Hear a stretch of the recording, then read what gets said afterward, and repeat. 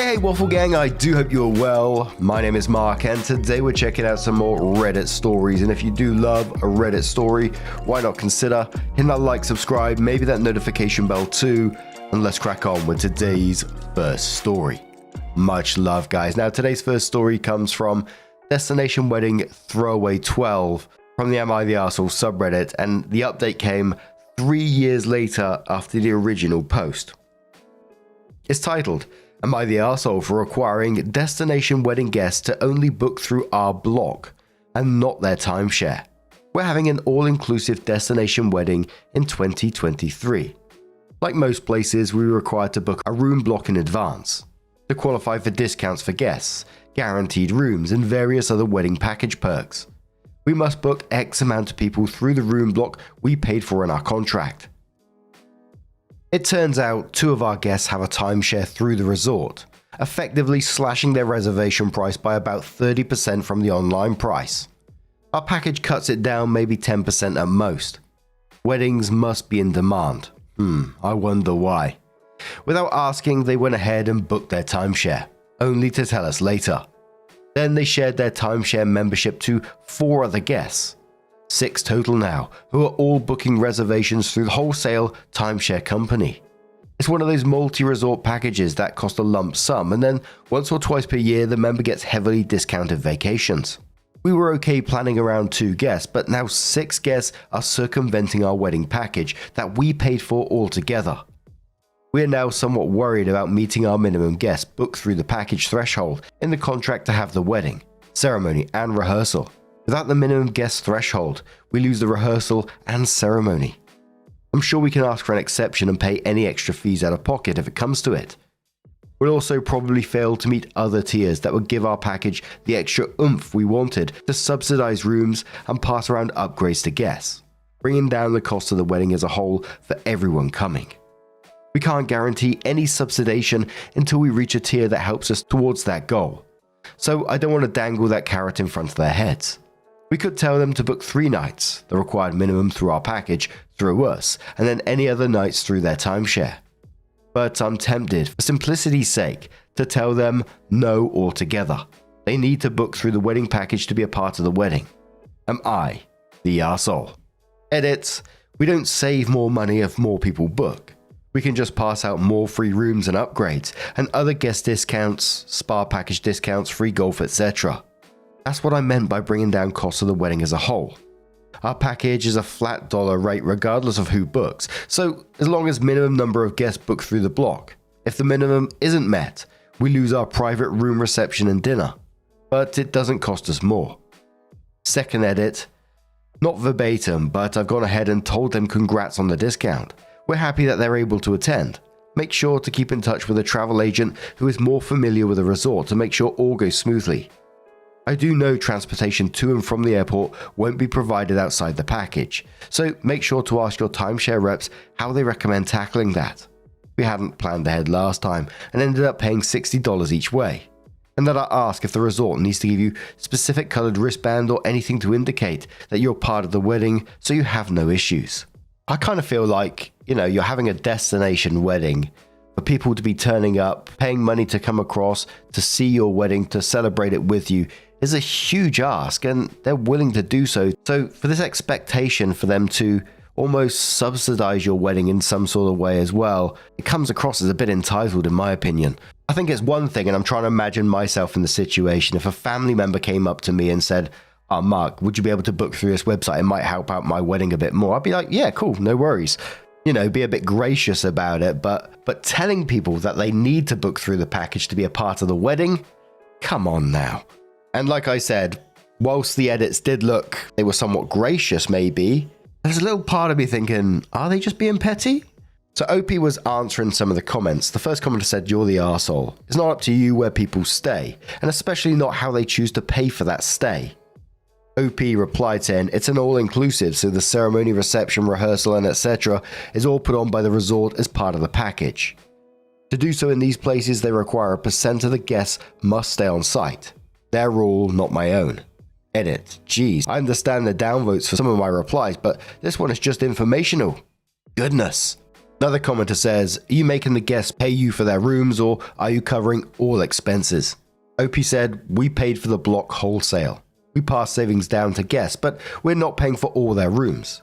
Instead, we'd like to subsidize their rooms at a later date to help pay the room costs for guests.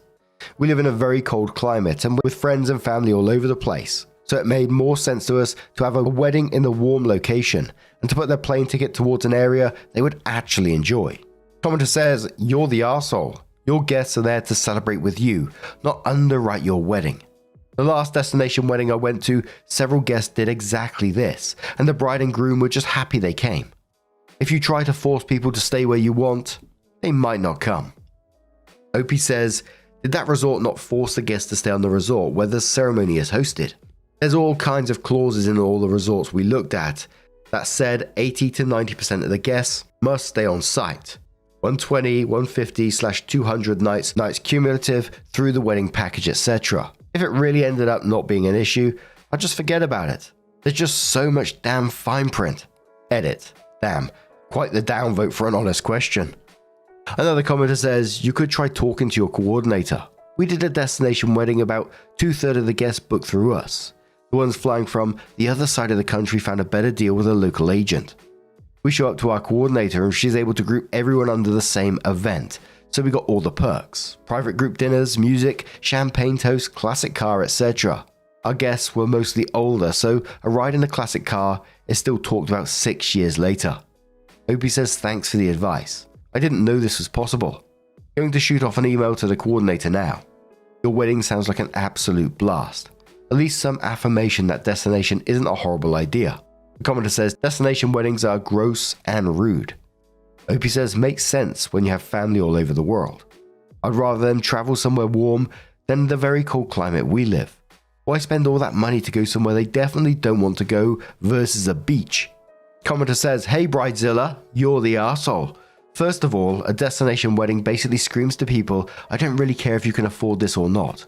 I don't give a crap how much vacation time you get from your job or if you'd sacrifice a whole year because I'm so entitled. And lastly, I'm going to insist you pay more and do it through my block because I get added benefits. Never mind that I also expect an expensive gift in addition to you having to shell out the airfare, accommodations, possibly a new/different wardrobe, food and drinks, etc. and so on. You saddled people with a huge expense for the privilege of seeing you get married, and now you want to demand that they pay a higher rate. Bridezilla might be too kind. OP says most of our family and friends live nowhere near our very cold climate. We'd rather have our wedding guests potentially get excited to go rather than come into our frigid small town. We're not asking for gifts. We don't mind if guests cannot make it. In fact, we worried that having it in town would make guests feel more obligated to come. We're perfectly fine with a small wedding on the beach. The commenter says, but there's an implied gift requirement to everyone invited. That's what happens with weddings. Whether someone attends or not, they're supposed to send a gift. Essentially, all civilized society knows this. So essentially, it breaks down to most people as this. I don't care if you come because you're obligated to send a gift, except now you don't even get a dinner and some wedding cake in exchange. OP says it says directly on our website that we do not have an online registry because we're not asking for gifts due to the big ask of having them fly and stay for a destination wedding. Unless they somehow avoid that part of the website. I would hope they know. Someone says, info. Did the invite state they needed to book on your blog? OP says no, it did not. Just some methods at their disposal to help them book. The commenter says, yikes, no one's an arsehole here. I feel people are being too hard on OP and misinterpreting what they're saying. No one's an arsehole here because wedding planning is stressful and honestly a scam. And you're just trying to see if the people in the timeshares will affect your contract. But also the guests have a right to stay where they want and to save money while doing so. Overall, it's a sucky situation.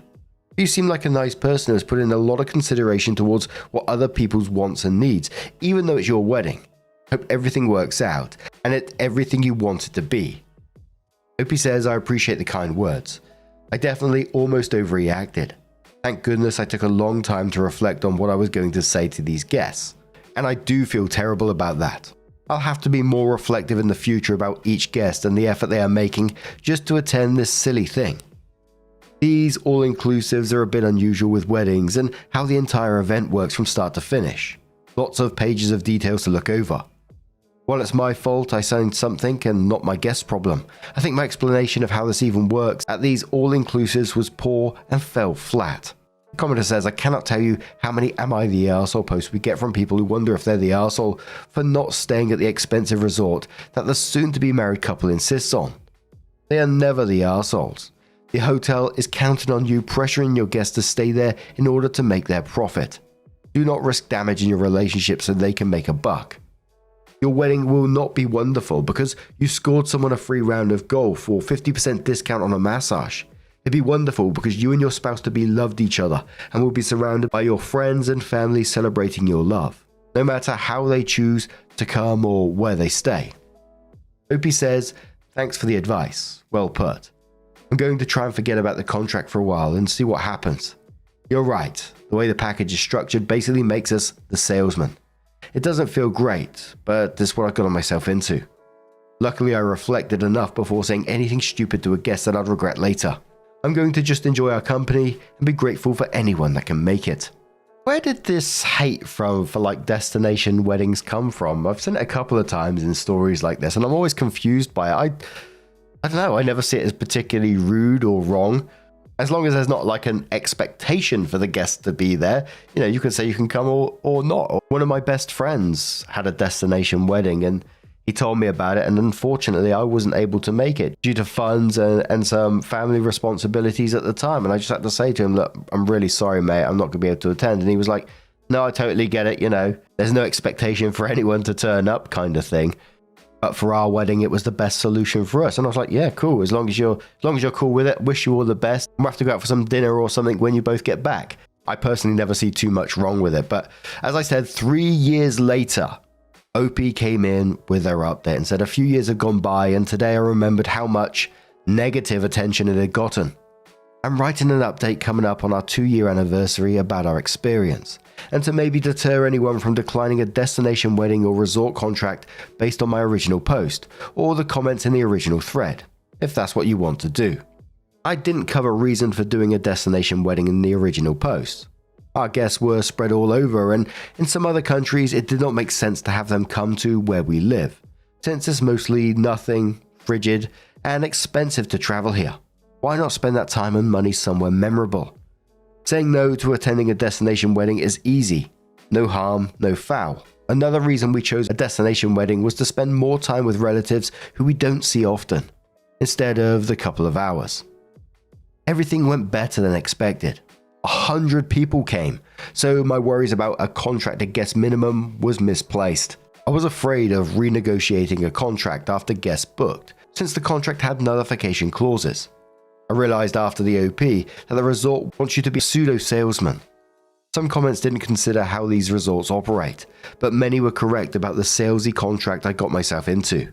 We didn't ask our timeshare guests to change anything, and we've remained close friends. The contract was our only wedding planning stress point. It's understandable if you don't want to deal with it, but if you're reading this and going through the phase now, just relax. Careful what you sign, but also the resort isn't going to play hardball with someone bringing them business. We were able to meet all thresholds, not that we cared, and spent them on upgrading all family and wedding party to beachfront swim-out rooms, and gave a % off the final room cost for all the guests. The trip created lasting memories, and we're grateful for everyone who came. The event got itself rained out, but the staff was incredible and moved us to an indoor venue. The day prior, we had toured with a coordinator and planned the setup outdoors, for all of that to be thrown out the window an hour beforehand. Even though we hadn't seen the indoor venue or setup, it didn't really matter. The staff went above and beyond, and we couldn't thank them enough. We're blessed our guests traveled from all over the world to celebrate with us. I wanted to write this update because maybe someone searches Reddit and stumbles upon both threads. I couldn't find much information online about this topic. Yes, the contract is a negative to consider, but if you're in a position like us where people will be traveling quite some distance anyway, and you want people to have a memorable tropical experience, don't look back. Reddit might have your ass in the comment section, but zealous words on a website won't change real-life events involving people who have no affiliation with them. A commenter starts with a laughing emoji saying, oh my god, I wanted a destination wedding because I didn't want anyone to come. You had 100 people come, and you met thresholds. You're able to upgrade because all these people can, so basically your wedding was paid for by other people. Oh my god. OP says, of course we wanted people to come. But several comments in the OP complained about going to destination weddings. Then just say no to the invite. It's not a big deal. The wedding was a flat rate. The room block contract was separate and the wholesaler of the block provided a higher discount to guests the more rooms booked. Clever way to get you to become a salesman, unfortunately. We didn't hand people money after the hotel handed us money. It's automatic, and then they simply asked us who to upgrade leading up to the wedding. The commenter says, I'm confused. In your original OP, you said that you didn't get the minimum threshold, you would lose the rehearsal and ceremony. What was that about? OP says, when the travel agent explained the package to us initially, I conflated the minimums between the room block contract and the wedding contract.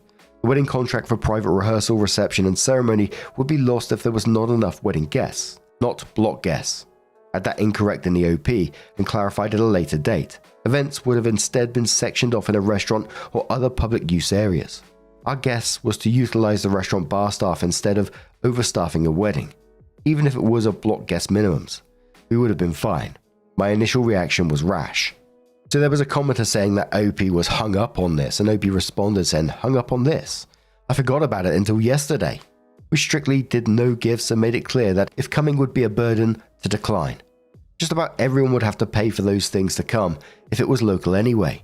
I bet my life savings the flight and drive after to where we live is a double flight to the destination we picked. Commenter says, I just read the original post. Holy hell, the gumption to even think about asking people who already have a timeshare at that resort to pay outside of that. I live part-time in a desirable vacation location that is possible for weddings. It would be like if someone invited me to their wedding but said I had to pay to stay at the wedding hotel instead of my own, paid for, house, and forbade me from letting others stay here with me. Glad it all worked out, and that the OP did not in fact tell the timeshare owners they couldn't use their timeshares, because sheesh. OP responded saying, yeah, I certainly earned my well-deserved share of flack for that post. I think getting the consensus on a general idea by posting it on the internet and the actual actions and solutions that occurred got a little misconstrued. But it's my fault for ever considering something along those lines. In the end, the only solution I decided I could deploy, if something truly had to happen, was to ask them to save their timeshare. Let me know how much they saved, and that we would cover the difference to get them under our block. I was only going to consider that if the resort gave us no other option, and after plenty of arguing with the resort. But that didn't happen. We had a few more of the more adventurous guests stay off resort, in the end anyway. The scary words in the contract never mattered. And there was a mix of comments below some of them, some people saying that OP was asking for too much, other people saying that OP was perfectly reasonable in this. For me at the start when OP was asking, they need to book through the wedding package to be actually a part of the wedding, I was like, yeah, that's not a good look. And then after that, it felt like the edits were maybe a bit petty, but I started to backtrack that through some of the comments from OP as well. But after that, we covered some of OP's comments, and I felt they came across a bit more genuine, and maybe those edits weren't petty. And while the initial post may not have been right, with the wedding stress, I think it can be a lot. But now, I'm going to turn this one to you guys. What do you guys make of this situation? Let us know your thoughts down in the comments below. And let's have one more story. Now this next story is from our very own subreddit r/Mark Narrations from Dark Kaplar, who says, mood booster, I swear. Teacher in a special ed school shows up bruised and battered by roommate. I, 45 male, then 35 male, am an electrical engineer and the son of a teacher who frequently volunteers my time repairing computers for teachers. Usually small stuff such as removing viruses, but I will completely rebuild failed systems or do data recovery. At the time, I was frequently in and out of my mother's school, picking up or returning personal equipment to teachers after the students had left. One of these teachers, whom I will call Betty, and I both were Shih Tzu lovers. Her little guy was named Bob. I'd frequently stop and say hi, and maybe carry things out for her, and we'd share our little furball's misadventures. As Betty lived alone, she'd always talk about Bob, the way someone would talk about a roommate or spouse. For instance, Bob was being a complete arse last night, demanding I get his dinner out. Sounds horrible, but if you're a Shih Tzu owner, if you know, you know. I know. The last time I'd been to the building, I overheard other teachers asking Betty if she felt safe at home and that she shouldn't let Bob do such things to her. When I saw Betty, she had a split lip and a bruise around it. Later, when the coast had cleared, I asked her what had happened. She told everyone Bob split her lip, but was shocked to find out how many people had thought Bob was her husband. What actually happened? After a long day at work, she flopped down on the couch. Bob had hopped up to the back of the couch and laid down. They both fell asleep, and at some point, Bob rolled over the back of the couch and his little rock of a head hit Betty's lip. Walking her out that day, I asked if she was going to tell her co-workers the truth or see if the police show up at her place for an entertaining tale. I'm told she eventually brought Bob into school, shocking everyone. I believed her because my own little guy had done the same to me that year. While I didn't have photos of Bob, I do need to pay the pet tax. You do indeed.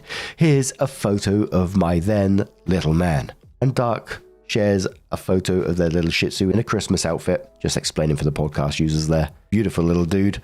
And I'm telling you right now, I can see from that face, I can see from those little teeth that that's a cheeky so-and-so of a Shih Tzu. It's got the look of Poppy.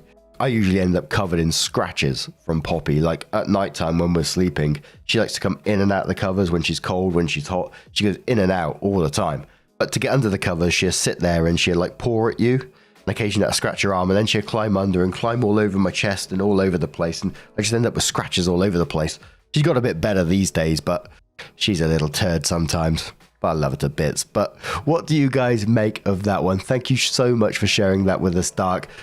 And any excuse to get some pet tax, right? Thank you so much for being here today. I hope you did enjoy today's stories. And if you want to share your own, r/Mark Narrations. Love neighbor drama, by the way. You know me. Don't forget to share it if you've got some. And I will see you in the next one. Take care and much love.